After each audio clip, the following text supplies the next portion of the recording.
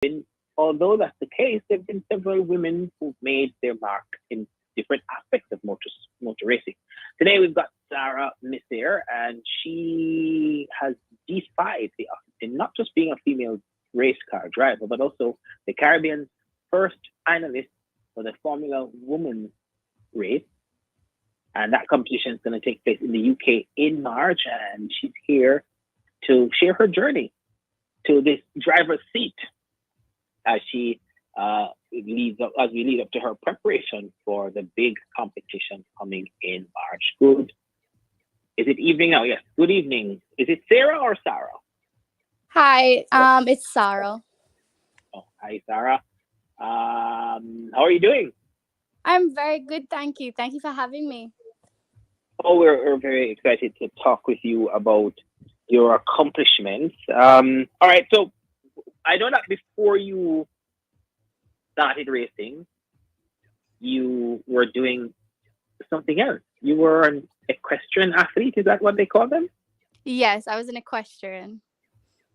You were an equestrian. Oh, that's what it is. But equestrian is like Michael. Trevor Noah calls it dancing horses. Is that what you do? Well, equestrian is has 3 disciplines. So at the Olympics, when someone competes in equestrian, you're actually a 3-day event, and one of them is called dressage, which does seem like a dance between you and your horse. Hmm. So tell us about your discipline that you were doing before you came to this. Well, I was actually training for the Olympics. That was my end goal when since I started at 3 years old. And my main focus, however, was horse jumping. Oh, and then something happened to sort of derail you, I guess, or put you on a different track, so to speak. What stopped the equestrian and started the driving? Well, unfortunately, in 2015, I had suffered an accident where I got kicked in the face by my horse. It was a tragic Uh-oh. accident. I was just at the wrong place at the wrong time during a competition. And it was a bit difficult to get through. It was about a 6-month process of healing. And it went from having a shattered jaw, dislocated jaw. I had thousands of minor fractures around my skull. My skull had cracked in half. My eye socket was broken. It was a lot to deal with, and I went 3 months with my jaw wired shut almost on liquid food for about 2.5 months. So it was a long process of healing, but eventually I did get back on the horse. You did get back on your horse, but Yes. decided not to pursue that anymore? What had happened was I didn't pursue it competitively until I was fully gained back my confidence, because it did take a hit after such a traumatic event. And that same year, I actually fell off and broke my shoulder in half as well. So it was an injury after an injury. And then what happened was my father, who has a long history in motorsports, he was saying, Sarah, like, let's try and take a pause maybe and try go-karting. And then he showed me go-karting, and I just fell in love with it. Oh, so that takes care of the segue, because I was gonna say, okay, being on a horse and being in a car, like a speedster type car. Mm-hmm. Okay, those are sort of different places kind of thing. But of course, you are obviously a dynamic individual who's sufficiently exposed to be able to do the two things. So go karting is where your driving started. Yes. In 2017, I started go-karting, and I did it competitively. It was a hard transition because, I started equestrian when I was 3 years old, and I was at the top Right. of my game. And, I had plenty experience in it, and I was heading for the Olympics, and I had my confidence in it. And then to just drop and start a whole different sport with nothing in common, it was very difficult. It was a lot of ups and downs, but a lot of work ethic and discipline helped me through it. What give so work ethic and discipline? But what were the stuff that when you started winning? Tell me about your first win. What was that like? My first win, was very, very overwhelming. I had my first podium in the US for a local race in Miami at Homestead Racetrack, and it was Beyond happy, because it was all that hard work to finally see it pay off and finally see that I was getting to where all my peers were, and all these guys that were many more years since they were 4 or 5 years old in the go-kart, for me coming in just 1 year and putting in all that work effort to get to where they were was amazing. And then you got that one win, and obviously you wanted more. How what was the plan after that one win? Where did you think it was going to go? Because with equestrian, the goal was Olympics. What was the goal Right. with the racing? Well, the goal with the racing was, I never had any clear sight of where I could be, just because it was a new field and I didn't have much experience in it. I just knew that that one win made me want more and more, and every opportunity I had, I seized it and I went for it. And as I'm doing right now with the Formula Woman, it was an opportunity I found and I went for it, and I'm still going for it in March. I'm still pushing all cylinders. So it's just any opportunity I can find, I will work towards as far as I can get. We're going to come back to the race that you're going to soon, and that whole Formula Woman competition, because that in and of itself is quite an accomplishment that you're in the finals. But Thank you. obviously, car racing isn't the only thing you're doing, because you're doing a master's in architecture. Yes. What do you like? what what do you like that you ended up doing something like this? I mean, that's art, eh? Well, in high school, I always had a love for math and art, and having those two very different subjects, it was the only thing I could find that had a good balance. I also liked civil engineering, but that was too much math and not enough art in it. So architecture was a good balance of being able to apply a nice design ethic with structural analysis and mathematics behind it. So enough math and enough art for you to be happy, eh? Yes, perfectly. Because okay, and well, architecture itself is studying architecture, and you're doing a master's, right? So studying architecture can be a very difficult subject area, and then you're doing racing. How did you figure out the sacrifice balance between the stuff you had to give up for racing, the stuff you had to give up for architecture to make it all work? Well, it was very difficult, but the only way I could find to succeed and do both well and properly, I found that I had to stay a week ahead of my homework and a week ahead of my schedules. So I would speak to my professors as soon as the semesters would start, and I would tell them my situation, tell them that I'm an athlete and I travel a lot because of racing, and I would ask them to work with me and to tell me what work do we have ahead of time so that I can get started. And of course, teachers are not going to tell you that they don't want you to be ahead. They Right. don't want to be waiting on you for work. So I've always had professors that helped me to stay ahead, that always gave me work ahead of time so that I could stay ahead of my peers. And so that when I would travel and when I would have to be putting in the time when I'd have to take off the time to put into racing, I wouldn't be sacrificing my school. Ooh. So you sacrifice a lot of your extra time to be ahead. Unfortunately, yes, I do. I wish I had more free time, but for right now, what is important is my goals and my achievements, and that is what I'm working towards. How do you balance your friendship and other areas of your life, if you call it a balance?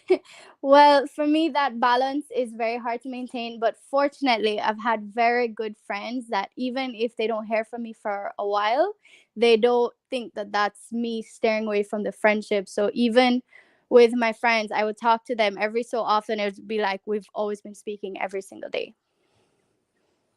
Cool. What do you love most about the racing? Apart I from think it's the adrenaline. Being surrounded by so many cars and everyone's going at fast speeds, and everything seems to be moving in slow motion when you go so fast, and everyone's going at the same speed, and it's just a consistent battling and touching and moving. And in racing, it's more than just who can go the fastest. It's who can play the smartest game. It's which corners do you sacrifice so you could pass the person in front of you. It's which corner do you want to pass him in so you don't go slower or he doesn't pass you back. So it's like a chess game. In racing, we call it yeah, racecraft. So it's yeah. more than just who can go the fastest, who can have the fastest car. It's a game of intellect. It's a game of how you can play it the smartest. That's how it is. And what's the how much do you know about the actual cars? Like, can you fix one? I cannot fix one, but I can tell you what is wrong with it as far as it goes for my race car, because a race car and a production car are very different. A production car is actually very more complicated of how it's set up. But in a race car, what I did was in go-karting, I had sat down with my father and I went through the go-kart, just similar to when I was younger. I was about 9 or 8 years old, and I had gotten my first dirt bike because I used to compete in motocross. And my father wouldn't let me ride the bike until I could pull apart some of the pieces and put it back together and start it on my own. So I had to have some sort of understanding of what I'm driving or what I'm riding. So with go-karting, he did the same thing. We sat down, we went through how everything works, and I always had somewhat of a understanding of mechanics. So it wasn't hard to pick up. And every day I'm always learning. I'm always hovering over my mechanics, over hovering over my tuners, asking them a bunch of questions, as I'm sure they're always so annoyed. But the more I know about my car is when I'm driving it, I can understand what's going on and how to make it faster and better. Wow. What sort of brain do you have? What sort of fun things do you do? Like non-racing, non-drawing stuff. What else goes on in Sarah's head? My favorite thing to do is definitely anything outdoors. I love to go to the beach. I love to go hiking. I love to be with my dogs, my friends, as much as I could see them. But my favorite thing has to be hiking with my dogs. It's just so peaceful and quiet, and it's easy to get away from the whole mess and activity in my life. Do you cook? I actually don't cook, and it's very funny because my mother is Italian and she had a restaurant, Cafe da Vinci, in Kingston, and she's an amazing chef and she's tried to teach me, but me and the kitchen just can't seem to get along very well. Oh God. So what? All right. So let's stay on the you a little bit more and some of the other stuff that you like. Do you like reading? Like do you get lost in a book? I can, but I find it very hard to find books I like. But when I do What do you find it, like? I can read it like 10 times over. My favorite book was I think it was called The Last 3 Days Before You Go to Heaven. No, The Last Seven People You Meet Before Going to Heaven. And it was very Hmm. interesting. And I love those books that have some sort of fiction to it, but teach you a lot. Hmm. Okay. What is Formula Woman? Formula Woman is a competition to help raise women in motorsports. It began in a couple years ago with a Miata series. What it is, it's a competition that you sign up for, and at beginning they had 10,000 applications, and from those 10,000 applications they chose 800. And the way it was formatted, that those 800 women traveled from over 28 countries, traveled to the UK and did a 1 day assessment where they were tested on natural abilities in the car, on fitness levels, on mental performance, on very many things, on interviews, public relations, like who you are as a person, and even technicalities with the car, like where the apex was, if how much you knew about racing to begin with, because it allowed amateurs to any racing level. So at the end of the competition, the top four receive a fully sponsored GT3 spot on the GT British Racing Championship. Okay. Yeah. And you are among the finalists that are going to compete next month. Tell us from or help us to understand what that is, what do you do next, and what the competition is going to entail. Well, right now we're just preparing for the finals. The finals is March 2nd and 3rd. They actually recently sent us our itineraries for those days. So in the top 50 that they have chosen, which will be going to these finals, they are going to be choosing the top 15. So this is a going to consist of a karting race. It's going to consist of a simulator assessment, because nowadays a lot of racing between tracks, between race meets, you get a lot of training on simulators to learn the track Right. beforehand and to get as much advantage as you can. Right. And they're going to test us on mental performance, on reaction tests. They're going to test us on technical tests, like anything to do with the car's computer. So they're testing us on a whole different range. It's a 2-day assessment. So from that, they pick the top 15. Then after the weekend after, they're going to pick the top 10. And they haven't disclosed fully what assessment that is, because they try to keep everything as fair as possible so no one has an advantage over the other. Right. And then from those top 10, they told us that the top 4 will be chosen in a separate assessment in Europe, but they haven't disclosed exactly what it is. Got it. So you have a sense of what to come as far as the competitions and how they're going to eliminate people, so to speak. How are you preparing for all that? I am trying as best as I can to. I had some simulator days when I was back up in Miami, and I tried my best to learn. I had some coaches there that were helping me learn how to use a simulator because it was my first time. So I spent a couple hours, as much as I could, just dove into it to learn as much as I could as fast as I can. And this week I've been at the go-kart track to, knock some rust off my shoulders with the go-karts. And this weekend I'll be at Dover on Sunday as an open track day, which anyone is welcome to come and watch. It will be just training, just as much seat time as I can get. Wow. Well, congratulations on making it that far. And of course, we would want to wish you all the best with the competition coming up. But just before that final farewell and best wishes, because you don't appear to, I think you're not a tall person, and I don't No. think height helps you with this kind of competition or this kind of sport.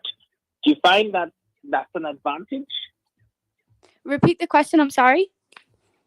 Your height, does that give you? Talk to me about the advantage with regard to your height and this sport. Well, unlike horse racing, height doesn't really matter. The shorter you are, it's actually better, because when you're in the car, you want to be as light as possible, because the car can only lose so much weight in terms of the type of materials that are used, everything that extracted out of it that's unnecessary, like AC and those kinds of things. So the shorter you are is also better, because the taller you are, the heavier you're going to weigh. There's only so much weight one person can lose. Is there a special nutrition and diet and physical preparation like that you follow to get yourself in tip-top shape? Well, I personally, I try to be as healthy as possible as my palate would allow. I have never been a fan of veggies and those things since I was little, but I try my best to eat as balanced. But a lot of people may know me and my love for chicken nuggets and those kinds of things, but that comes a lot of junk food. So I try to just stay as balanced as possible, but I personally don't have a specific diet that I follow. Oh, well, like you, I'm not really a fan of vegetables either, but because it's good for me, right? Right, exactly. It's good for me, not because I love it. So what are you going to do with the architecture? Well, I'm still studying. I took a bit of time off just to focus on racing, because I saw this huge opportunity and I didn't want to stretch myself so thin. So I spoke with my school and I took a semester off just to kind of see how far I could go with this opportunity. But whatever the outcome is, I do want to finish studying, and I do want to get my master's, and I do want to become an architect. Oh, so the plan is to be like a speeding architect, or an architect who wants sped? Pardon me?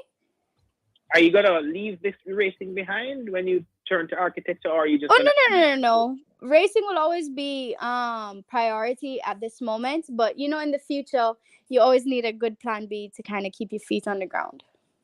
Yeah. Because how long can you race? What's the usual time for that? Well, I know in most of the higher competitive racing forums like the DTM, the GT4 Euro Series, I know that a lot of the F1 retired drivers actually go there, and they'll be racing until their 40s or 50s. So I do know there's a large gap of when you can race until. And of course, there's endorsements. There's a lot of opportunities that can come with racing. So I'm just trying to take advantage and work as hard as I can to get as far as I can, but still have a good plan B to keep my feet on the ground, worst case scenario. Of course.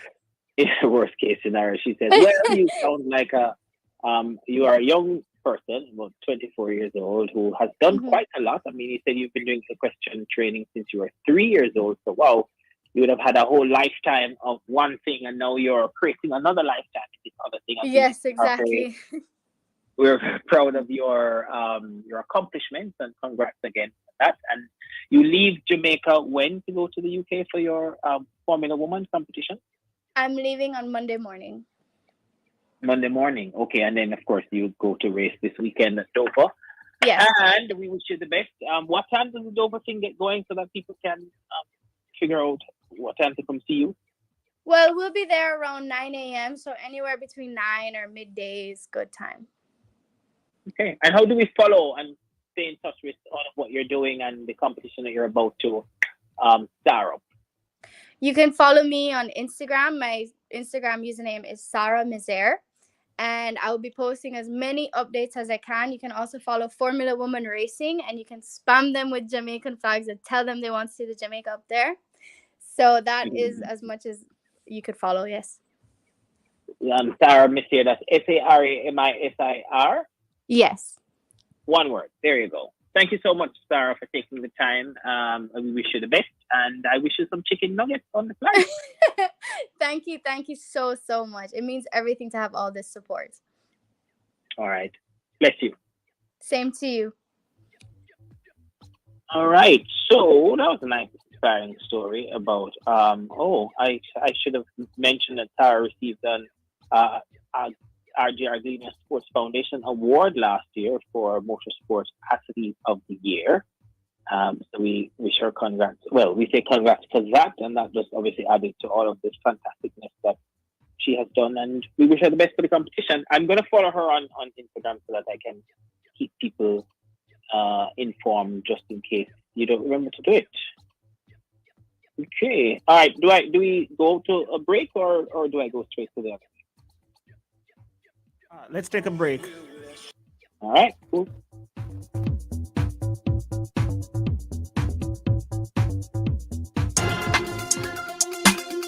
It's the final sports talk for the month, and you don't want to miss it. Join us this Saturday, February 26th at 1 p.m., where we'll be discussing the NBA. With the season edging closer to the playoffs, we'll analyze the title contenders, the surprise packages, and some of the disappointments so far. We'll also be taking a look at the different ways the Russia and Ukraine conflict is affecting sports. That's Sports Talk with me, Daniel Blake, this Saturday, February 26th from 1 to 2 p.m., as we'll discuss the NBA and sports being affected by the Russia-Ukraine conflict. Right here on the family station, Love 101. Jamaica and its workforce are advancing quickly. Life-changing opportunities are arising. You need training and support. We are the Renewed Heart NSTA Trust, committed to providing new and emerging skills training and opportunities. Come to Heart. We'll help you claim your place in the workforce of the future. The Ministry of Health and Wellness invites members of the public to attend the vaccination site Saturday, February 26, Sunday, February 27, to receive their first, second, or booster dose of the AstraZeneca, Pfizer, Sinopharm, or Johnson & Johnson vaccine for persons 18 years and older. Jamaicans 12 years and older will also be offered the first or second dose of the Pfizer vaccine. Here are the sites for Saturday, February 26. Kingston and St. Andrew, 9 a.m. to 3 p.m. St. Joseph's Hospital, Dehaney Park, Harborview, and Gordon Town Health Centers. Bellevue Hospital, Fontana Pharmacy, Barbican and Waterloo, 10 a.m. to 5 p.m. MedStop Medical, 10 a.m. to 4 p.m. Health Plus Associates, 9 a.m. to 5 p.m. Erudite Medical, 10 a.m. to 3 p.m. In St. Catherine, 10 a.m. to 3 p.m., Greater Portmore Health Centre, St. Jago Park Health Centre, Old Harbour Civic Centre, Linstead Anglican Church, Ebony Vale Health Centre, and Online Medics. In St. James, Montego Bay